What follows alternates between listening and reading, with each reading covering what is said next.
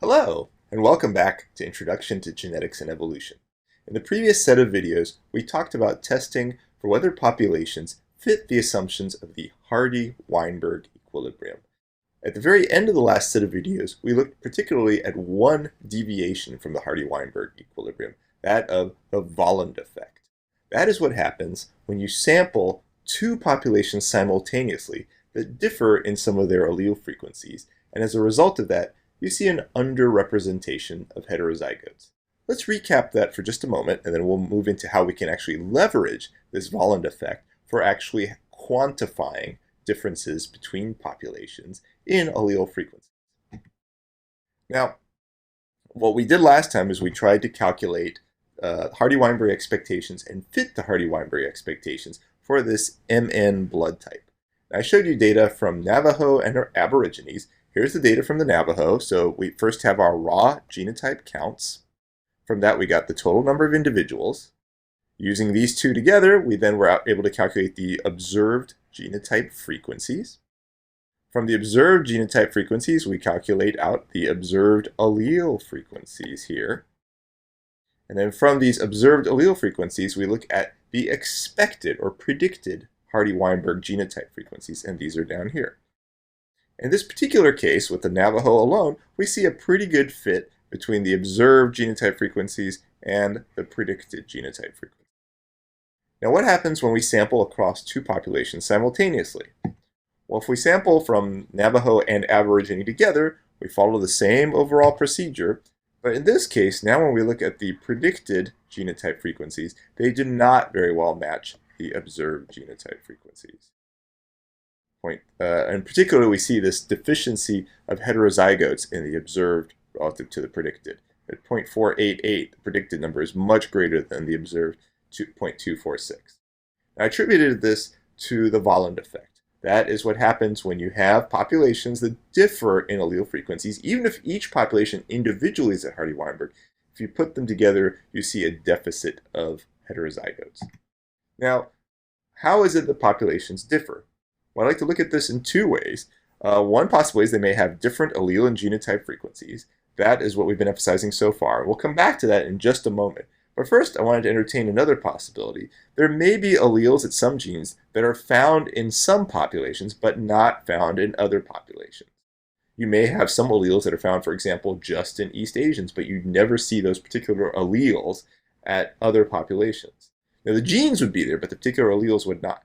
This is especially likely under two particular conditions. One is if it's a very recent new mutation that arose in an East Asian population, for example, and hasn't spread to others. Alternatively, if the populations are in complete isolation, then that difference could persist for quite some time. So let's talk just briefly about this latter group, and then we'll come back to the former. Now, differences can arise by mutation and spread. So let's say in an ancestral population, everybody was little a, little b, little b. You can have over time, let's say for example the population splits, so this is indicating a split between the populations. So in one population here, the one on the right, you have a mutation from little b to big B. This big B allele can spread, and eventually everybody here may be little a, big B, big B. In this other population, the one on the left, you can have a mutation from little a to big A. The big A allele can spread, and eventually everybody in this population can be big A, little b, little b. So again, we have in this case a split between populations, and we have differences that can then arise and potentially spread. This is especially likely if you have complete isolation. We'll come back to this actually when we talk about speciation later on. Now, groups within species are different, yet they are related. That they may have some of these unique alleles that are not found in other groups, but it's probably more likely that most of them have very different genotype or allele frequencies instead. This shows approximate relationships from one calculation of various human ethnic groups. So, for example, Melanesian and Papuan are more closely related to each other than either is to populations from the Mediterranean or from Siberia, etc. Now, how do we quantify these differences? Well, the easiest thing to quantify is if everybody in one population differs from everybody else in another population at some allele. This is referred to as a fixed difference, right? So, for example, in population 1, everybody's big A, population 2, everybody's little a, little a. So we're looking specifically at the A gene in this case. If everybody in one population differs from everybody in the other population, we refer to this as a fixed difference. If you go back to the ancestor, presumably they had the same alleles, but something arose, at least in one population, and spread to make it so it was completely different from the ancestor and from the others. Now, this does happen, but it's not very common within a species, and it's generally not true among modern human ethnic groups. Instead, as I said, it's more common that you have frequency differences of alleles and genotypes. For example, big A may have a frequency of 0.7 in East Asians, but 0.5 in Indian populations. That's just as an example. Now, what we're trying to do here, let me emphasize this, is we're measuring differences between populations, not individuals. We cannot say just because somebody has big A, oh, therefore they are of Middle Eastern descent or something like that. It's based on the overall population. The relative abundance of particular alleles differs in one population as a whole relative to other populations as a whole. Well, this poses a challenge. How do we quantify these slight differences in frequency between populations? Well, the deviation from Hardy-Weinberg that's associated with the Volland effect that I've already introduced actually allows you to quantify allele frequency differences between populations. So let's assume that two populations are at Hardy-Weinberg, and that is an important assumption. We'll come back to that later. So if you sample each population by itself, you'll see them at Hardy-Weinberg. So this would be similar to what we saw with the Aborigines and the Navajo example I showed you earlier. But if you sample both together, we see this deviation from Hardy-Weinberg. And again, as you saw, that was the Volland effect. Now, how big this deviation is from Hardy-Weinberg when sampling these populations simultaneously will quantify the difference in allele frequencies. That if you're fairly close, then the allele frequencies must be similar. If you're very different, then you'll see a very large Volland effect. So the measure that we'll use is referred to as FST. So it's F with subscript ST. Now this measure ranges from 0 to 1. If you have 0, then there's absolutely no allele frequency differences between the populations you're studying. If it's between 0 and 1, then the allele frequencies differ somewhat. And if it's 1, you actually have this fixed sequence difference, such that, for example, everybody in this population is big A, everybody in that population is little a. They don't actually have to all be the same. Maybe all of these would be A1, or A1, A2, or A2, A2. And over here in this other population, they're all A3, A3, or A3, A4, or A4, A4. Basically, it just means you have no overlap in alleles between this population and that population. Now the measure is very simple. So this FST can be estimated as the Hardy-Weinberg predicted 2PQ, basically what would happen if you were at Hardy-Weinberg, minus the percent observed heterozygotes divided by Hardy-Weinberg predicted 2PQ. Essentially, it's the predicted minus the observed over the predicted, which is fairly common. Let me show you an application of this, and you'll see this is very straightforward. So let's say that there's an example, as I mentioned to you, of fixed difference. Population 1, everybody's big A. Population 2, everybody's little a. So here's the totals. Now let's imagine we're sampling these two populations together, and we have to assume that that we're sampling similar numbers here to calculate FST correctly. So here's our pooled population sample, 100, 0, 100. Well, if we calculate this out, the total genotype count is 200. When we look at the genotype frequencies, the observed would be 0.5, 0, and 0.5, right? Half the individuals we're sampling from this pooled population are big A, half from are little a, none of them are big A. Here are our allele frequencies, 0.5 and 0.5, right? All straightforward so far. Our Hardy-Weinberg predicted 2PQ should be 0.5. And what we see is this contrasts dramatically from our observed. So here is our Hardy-Weinberg predicted, here is our observed, and we see a striking contrast between these two. Now we apply that formula I just gave you. This is the Hardy-Weinberg predicted 0.5 minus the observed 0 divided by 0.5, and this gives you an FST of 1. As I mentioned, if you have an FST of 1, that indicates a fixed difference.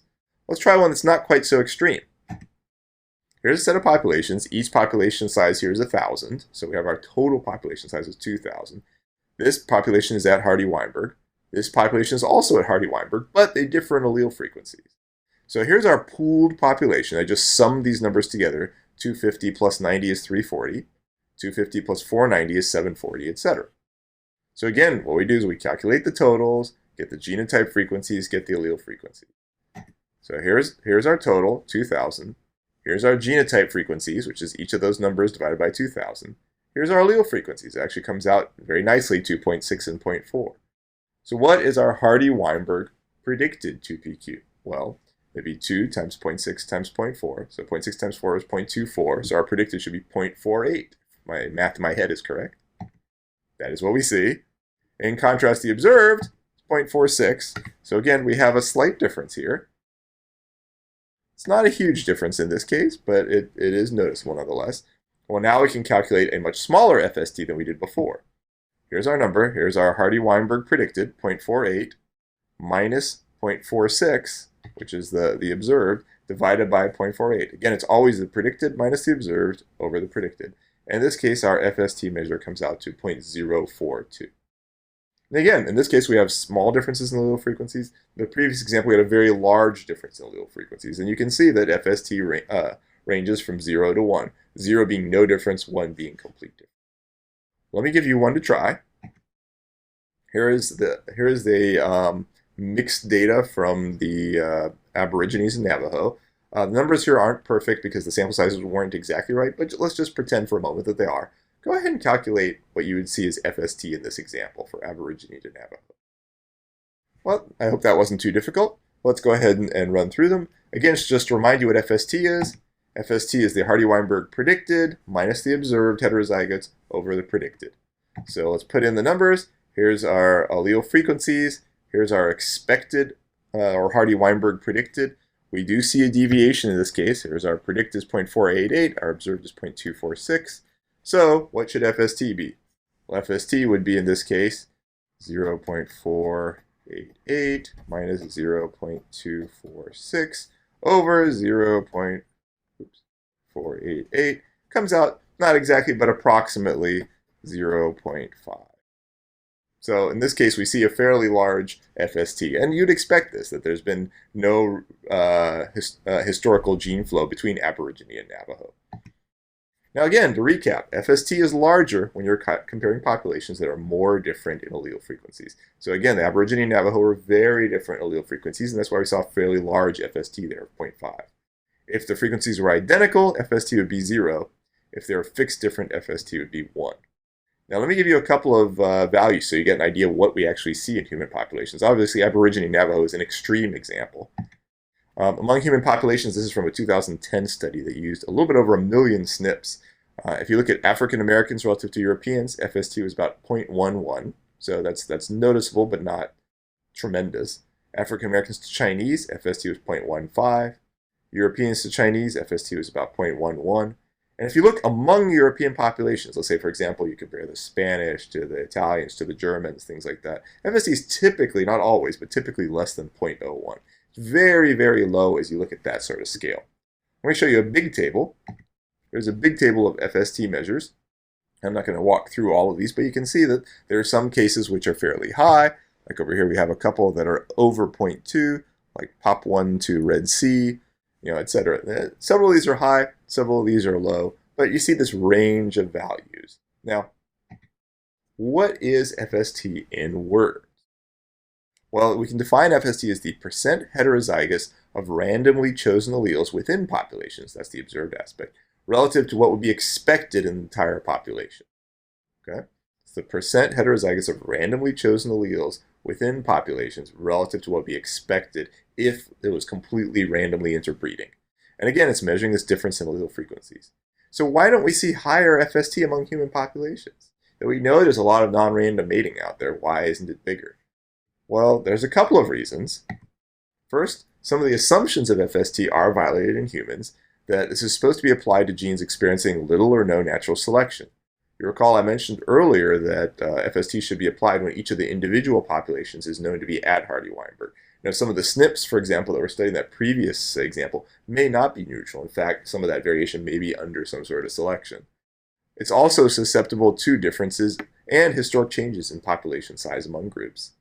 But probably the biggest reason we don't see higher FST values is because we actually do have a fair amount of gene flow or closer to random mating among populations. That'll be the subject for the next video. Thank you.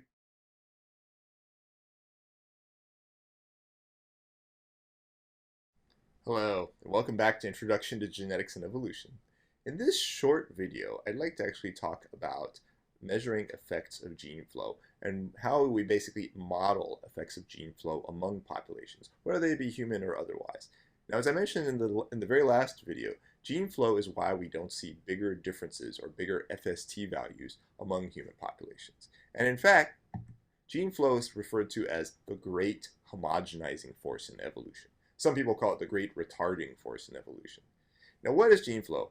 Now, gene flow is basically just movement among populations where you go there and you reproduce. It's different from dispersal in that you actually go to a different place and you reproduce there, such that it's not like you disperse, you go someplace and you come right back and you keep breeding in the same place, but you actually have to be going to the other place and actually breeding over there, leaving your offspring over there relative to where, say, you were born. Now, gene flow makes populations' allele frequencies converge. Basically, it makes divergence either stop happening or even undoing it. So if you imagine this population here where in the left side we have all these little black alleles, on the right side we have all these white alleles. Over time, if you have a couple of black ones go there, some of the white ones go there, and it's random who's being selected from here and taken over there. Randomly, some are selected from there and coming back. Over time, you'd have this fairly intermingled population, and the differences that you saw in the beginning are gone. You can think of it almost like taking a little bit of paint from two buckets. Imagine you have a red paint bucket and a blue paint bucket, and you use a syringe, you pull some up here and put it in there, use a syringe from there and pull some up and put it back. Okay? Now, how does gene flow happen? Well, again, organisms or gametes move to a new location and they reproduce there, as you see with some of these examples. Nice thing is the dandelion. I always like to think of that because we see these just blowing around in different places, and then more dandelions cropping up in other areas. Now, the math assumes that it's random with respect to genotype. Right? We're not assuming that particular genotypes are more likely to migrate or less likely to migrate. Now, let me introduce a couple of general models for gene flow. So here are some models of gene flow. The first one I'll introduce to you is referred to as the continent island model. So imagine we have a very large continent which has a huge population size that we can approximate as almost infinite. And we have a very small recipient population that's actually receiving some migrants from the continent. We're assuming in this case that the effect of the continent on the island is huge, but the effect of the island back on the continent is so negligible we don't even have to consider it mathematically. So that's referred to as the continent island model. Another general category of models are island models, and you can see this depicted here where there's a lot of different islands exchanging migrants with each other. You may have them like this where they're all exchanging with each other, or you may have something more like this as a stepping stone model where they don't all exchange with each other, but they do by way of other islands. We're not going to really talk about the stepping stone model, but I just wanted to show you what it looked like. We'll introduce just the general continent island model and the general island model. The outcomes of these are just slightly different from each other. In terms of the continent island model, let's say, for example, the red in this graph, so the x-axis here is generations, the y-axis is allele frequencies. The red here is depicting the allele frequency in the continent, which we'll say is 0.5. The blue is depicting the allele frequency on the island, which we'll say is 0.9 for big A. What we see happening, and this is with a very low migration rate, this just means that 1% of the individuals on the island are recent arrivals from the continent. Then we see this decay of allele frequency down to the continental value. Okay? We're assuming in this case, again, there's an effect of the continent on the island, but we're assuming the island's effect on the continent is so negligible we don't even have to consider it mathematically. But in this case, I've just modeled 500 generations, and we see that by the end, basically the island looks just like the continent in terms of allele frequencies. This probably happens quite a bit. Let me show you a slightly different example. Here's the island model. Let's imagine we have 4 islands exchanging genes with each other. Same sort of figure, so this is going 500 generations on the x-axis, and the y-axis indicates allele frequencies. Now let's say the island has 4 different allele frequencies, 0.9, 0.65, 0.35, and 0.1. So, and you can imagine maybe these are some of the Galapagos islands exchanging alleles with each other. And again, with even still a fairly low migration rate, we see they all converge on the same allele frequency. Importantly, the allele frequency they converge on, assuming that this is symmetric migration, everybody's receiving and sending off the same proportion of migrants, the equilibrium allele frequency, or the allele frequency in which they converge upon, is the mean of all those islands. So if you take the mean of all these numbers, that would be 0.5, and you see by 500 generations, they're all pretty much at 0.5. Now, what are the relevant variables? essentially what affects how fast we see this convergence, either in the continent island model of the island arriving at the continental value, or in the island model of all of them coming to the same allele frequencies. How fast do they become similar? Well, there's two parameters. First one is migration rate, how many migrants move. So in the previous examples I showed you is about 1%.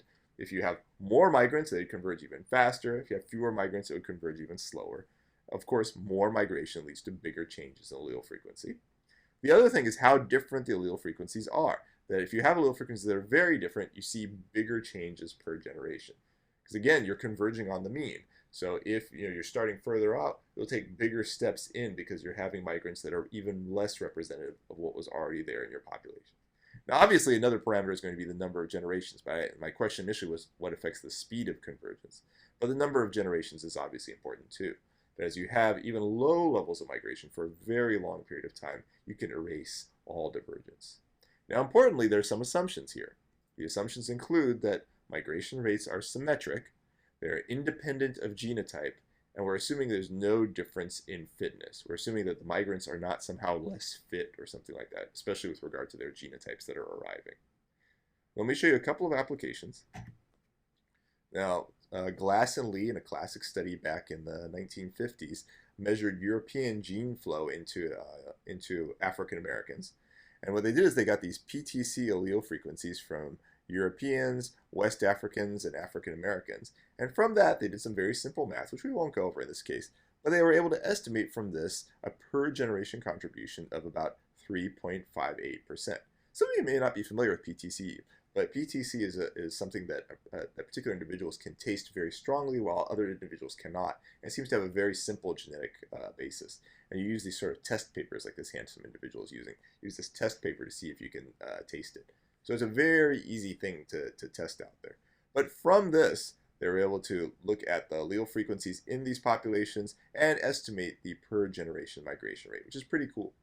Given the number of generations, since they'd estimate this is over about 10 generations, given this number of generations, they estimate about 31% of the African American genetic makeup comes ultimately from European ancestors, which is potentially somewhat surprising. In the next video, I'm going to go over a very different sort of deviation from Hardy-Weinberg, but it relates back to what we talked about previously in terms of genetic differentiation and random mating as in FST. Thank you.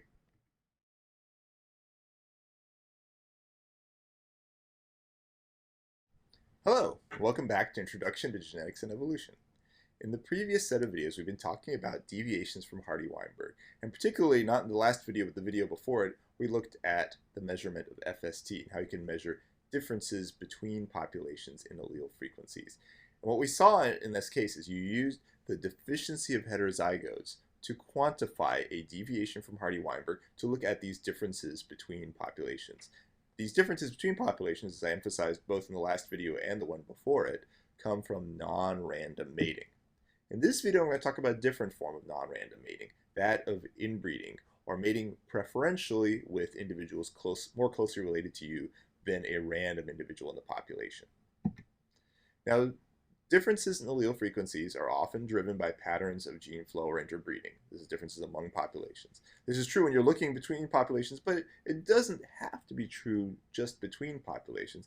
But in fact, you can see something similar with patterns of non-random mating within populations as well.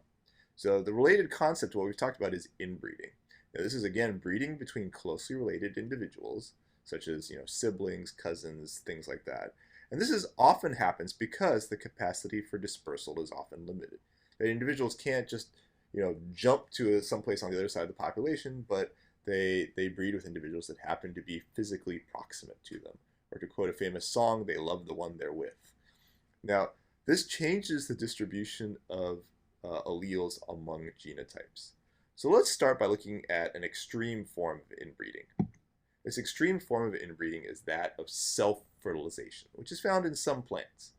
And they actually literally have their pollen is fertilizing their seeds. So let's imagine this population. We'll start at Hardy-Weinberg that you have 25% big A, 50% big A little a, 25% little a. What happens if this particular plant self-fertilizes, as you might see in the picture here? Well, The big A individuals will obviously produce more big A individuals because that's all they have. It's big A crossed to big A. Little a individuals will produce more little a individuals. But these ones, the heterozygotes, will make a spread. They'll make some big A individuals. They'll make some little a ones and some big A ones. Right? So we take this 50% as it shows here, and a quarter of it goes to big A, a quarter of it goes to little a, and half of it stays within there. So if we're to look at the new genotype frequencies after one generation of self-fertilization, we see it becomes 25% big A plus 1/4 50% big A. So that comes out to 37.5% big A. Same on this side. And this one is 50% big A times 1/2, so it'd be 25% big A. So you can add these up now. It still adds up to 100%. But what do we see? We see, again, a reduction in heterozygotes relative to what we saw previously. Now we can iterate this over more and more generations. So now we have, again, fewer heterozygotes, more of these two homozygotes, until in the very long term, what do you expect? If you just keep self-fertilizing over and over again, what do you think will happen? That's right. The answer is you'll have all big A's or all little A's. That essentially, inbreeding, and particularly self-fertilization, but any form of inbreeding, eliminates heterozygotes. If you do it for a very long period of time, there will be no heterozygotes left. So every generation, the heterozygote fraction goes down, and you essentially create these pure breeding lines of big A, or little a. Now, how do we quantify inbreeding? Well, again, inbreeding, even if you're not looking at selfing, reduces percent heterozygotes relative to Hardy-Weinberg or just Mendelian proportions. It feeds alleles into homozygotes. And again, this reduction can be used to quantify the extent of inbreeding that's happening in natural population. The measure we can use, and this is all going to look very familiar to you, the measure that we can use is Wright's inbreeding coefficient, which is often just abbreviated as F. F ranges from 0 to 1, where 0 is your at Hardy-Weinberg expectation for percent heterozygotes within the population. If you're between 0 and 1, you have somewhat fewer heterozygotes than predicted. And if you have an F of 1, it means you have no heterozygotes in the population at all. This sounds very familiar, doesn't it? It's very similar to FST. And again, F is calculated as the Hardy-Weinberg predicted 2PQ minus the observed heterozygotes over the Hardy-Weinberg predicted 2PQ. So let's do an example. Here's an example right here. Let's say you're studying a population that has this set of genotypes. So again, we use the same procedure we always use for calculating if something is at Hardy-Weinberg. We get the totals, the genotype frequencies, and the allele frequencies. So the total in this case is 1,000. Here's your genotype frequencies. Here's your allele frequencies, 0.7 and 0.3.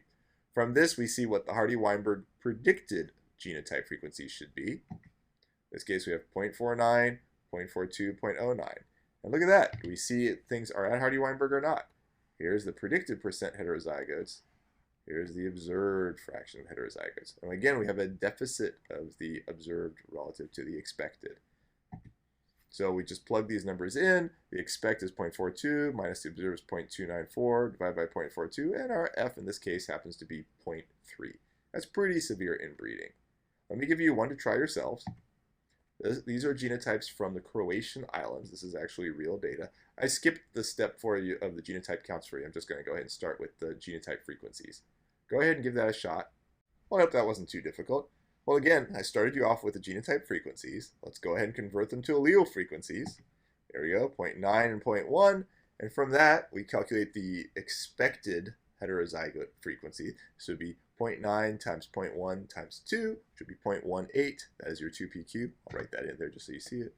2PQ is equal to 0.18. So this is our predicted. This is our observed. So our predicted minus observed over predicted. In this case, the estimated inbreeding coefficient for these Croatian islands is 0.04. Now you may be wondering, what is the difference between this inbreeding F and FST? Well, they're both based on fundamentally the same principle, right? They're seeing fewer heterozygotes than the Hardy-Weinberg prediction. They're both indicating patterns of non-random mating. One is indicating within two different populations that are individually at Hardy-Weinberg. The other is indicating behavior within a population. And they're both essentially the symptom of the Volland effect. Now, when you apply, this is where the difference comes in. You apply the inbreeding F when you know that you're looking at individuals within a single population. Right? That as far as you can tell, these individuals can could freely interbreed with each other, but perhaps don't.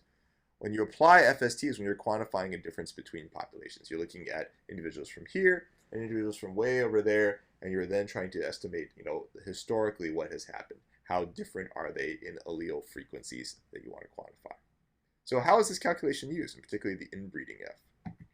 Well, I have here just a couple of examples from some recent papers that were published. These are just their titles. You can look at the association between inbreeding and health or disease. Many of you know that inbreeding is often associated with health problems. So there's one here, inbreeding effects on fetal growth in Beirut, Lebanon. You can look at patterns of gene flow between, say, social classes to get sort of a societal implication to this. So this marriage within social or occupational class boundaries in Pakistan and how it affects inbreeding. And you can look at other cultural effects of patterns of breeding. So here's one from Spain, where they're looking at socioeconomic, demographic, and geographic influences. Patterns of inbreeding around the world differ, often associated with cultures. This shows the global distribution of marriages between couples that are related as either as second cousins or more closely related than second cousins. If you have a second cousin mating, then F would be on average 0.0156. And we see that there's some areas where you have a lot of marriages among related individuals. So as you see here in Saudi Arabia and Afghanistan, things like they see a lot.